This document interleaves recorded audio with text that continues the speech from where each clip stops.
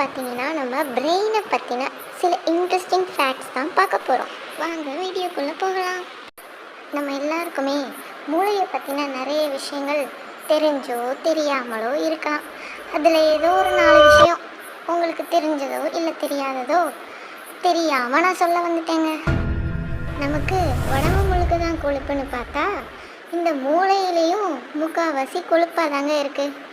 ஆமாங்க, மூளையில் 60% கொழுப்பு தான் நிறைஞ்சிருக்கு. நம் மூளைக்கு வலியே தெரியாதுங்களாமா.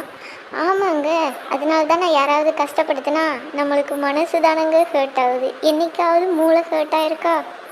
நம் மூளைக்குங்க 25 வாட்ஸ் கரண்ட்டு உற்பத்தி பண்ணுற அளவுக்கு டேலண்ட் இருக்காமா.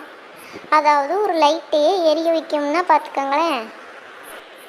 ஆக நம்ம மூளைக்கு எல்லா விதமான டேலண்ட்டும் இருக்குது. நம்ம தான் அதை சரியாக யூஸ் பண்ணுறதில்ல. ஆக்சுவலாக பார்த்திங்கன்னா மூளை தான் நம்ம ஒரு விஷயத்த சரியாக பார்க்குறதுக்கு ஹெல்ப் பண்ணுது.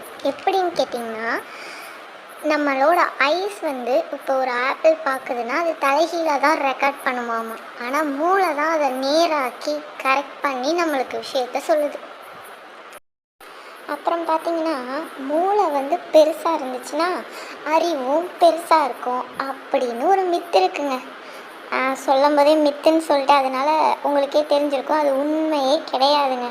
மூளையோட சைஸுக்கும் அறிவு திறனுக்கும் சம்பந்தமே இருக்கிறதா எந்த ரிசர்ச்சும் சொல்லலைங்க.